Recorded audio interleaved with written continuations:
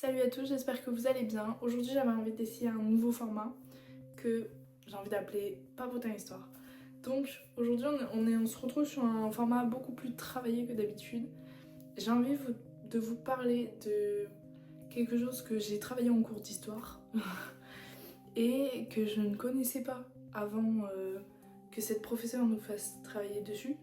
Et du coup j'ai envie de partager cet événement qui je trouve a une grande importance, qu'il faut connaître durant la Seconde Guerre mondiale. C'est parti pour le premier épisode de Papotin Histoire.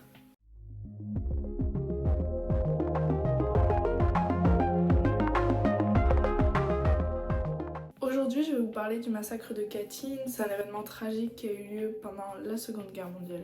Ce massacre, il a été perpétré en avril 1940 par le NKVD, donc la police soviétique à cette époque-là, et a coûté la vie à 4400 officiers polonais dans la forêt de Katyn. Donc cette forêt se trouve à cette époque-là en URSS.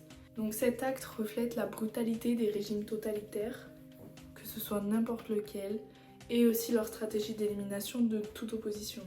Donc d'abord, pour vous replacer dans le contexte, le massacre de Katyn s'inscrit dans le contexte de l'invasion de la Pologne en septembre 1939 par l'Allemagne nazie et l'Union soviétique, d'un côté et de l'autre, dans le cadre du pacte germano-soviétique. Si vous ne savez pas ce que c'est, donc le pacte germano-soviétique, c'est Hitler qui a proposé à Staline de signer un pacte en mode « je ne t'agresse pas, t'inquiète, t'inquiète ». On sait ce qui se passera après, Hitler ne tient pas ses promesses. Donc, dans ce partage, l'Allemagne, elle annexe l'Ouest et la Russie, l'Est. Donc la Pologne est complètement divisée entre l'Allemagne et l'URSS. À partir de ce moment-là, environ 250 000 soldats et officiers polonais sont faits prisonniers par les soviétiques. Suite à ce partage, il fallait anéantir toute résistance future. Staline vise donc étape par étape à anéantir l'élite intellectuelle et militaire aussi de la Pologne afin de renforcer son contrôle sur l'Europe de l'Est. Donc les principaux faits. En avril 1940, Staline va ordonner l'exécution systématique de milliers de Polonais par le NKVD. Ces victimes, c'est pas que des simples soldats malheureusement, il y a aussi l'élite intellectuelle, avec des médecins, des enseignants, des ingénieurs, même des étudiants. Ils sont conduits à Katyn. Donc Katyn, cette forêt, elle est située loin des territoires administrés par les Allemands ou même les Soviétiques, pour y être exécutés d'une balle dans la nuque. Et cela le plus loin et le plus caché possible. Les corps sont enterrés dans des fosses communes, une méthode froide et préméditée servant aussi à effacer toutes les traces. Bien que le massacre de Katyn soit le plus connu, près de 22 000 Polonais sont assassinés dans d'autres lieux similaires. Ce massacre symbolise une guerre d'anéantissement parce qu'elle est préméditée et elle vise à éradiquer toute la population d'un pays, l'élite militaire et l'élite intellectuelle. Elle vise à détruire l'identité culturelle et sociale de la Pologne. Ensuite, on a la propagande et surtout le déni soviétique. En 1943, le pacte germano-soviétique est rompu. Les forces allemandes vont entrer en URSS par la frontière commune qu'ils avaient créée en Pologne. Ils découvrent les charniers de Katyn et ils disent c'est l'URSS, c'est les soviétiques. Sauf que les soviétiques, eux, ils nient complètement. Ils disent que c'est la faute des nazis et ils prétendent du coup que c'est l'Allemagne. Staline rejette la faute sur les nazis en disant c'est pas moi, c'est vous. Surtout, pendant le massacre, la chose était vraiment préméditée et c'est là qu'on peut vraiment le voir. C'est que Staline a ordonné que ces personnes soient exécutées avec des pistolets allemands. Pendant plus de 50 ans, l'Union soviétique a dissimulé sa culpabilité, usant de la propagande pour maintenir son image de vainqueur de la Seconde Guerre mondiale, parce qu'on sait qu'ils étaient des alliés, partisans de la paix. Ce n'est qu'en 1990, lors de la perestroïka, désolée pour la prononciation, et de la chute de l'URSS, que Mikhail Gorbatchev reconnaît enfin la culpabilité de l'URSS, de Staline et du NKVD. Des documents secrets sont publiés.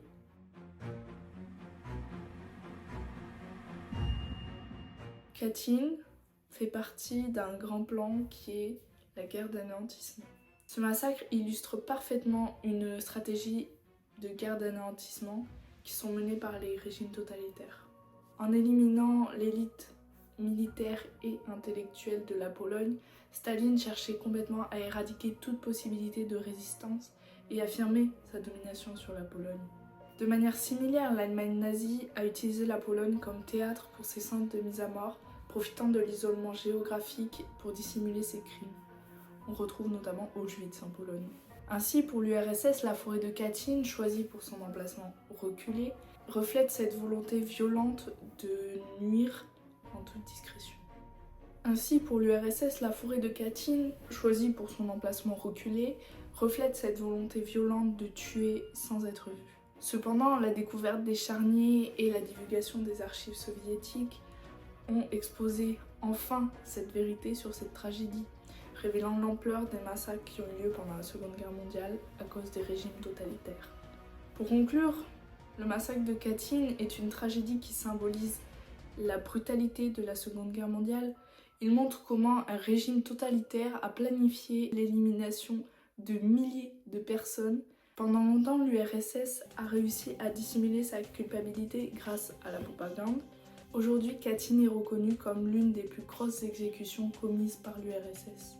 Les corps de 18 000 autres officiers polonais faits prisonniers par l'armée rouge en 1939 n'ont jamais été retrouvés. Le manuel n'en parle même pas. Y a rien. J'espère que cette vidéo vous a plu et n'hésitez pas à vous abonner, je referai sûrement d'autres épisodes, sachant que la prochaine vidéo qui arrive, elle peut vous intéresser pour votre orientation, les secondes ou même les premières. La prochaine vidéo, ce sera c'est quoi les sciences ingénieurs? Vous connaissez peut-être pas. C'est pour ça que je vais faire cette vidéo parce que je ne trouve... Enfin, j'aurais bien aimé la voir à votre place, en fait. Donc voilà, cette vidéo est en préparation. Gros projet. Donc j'espère qu'elle va marcher. Et on se dit à bientôt pour de prochaines vidéos. Ciao!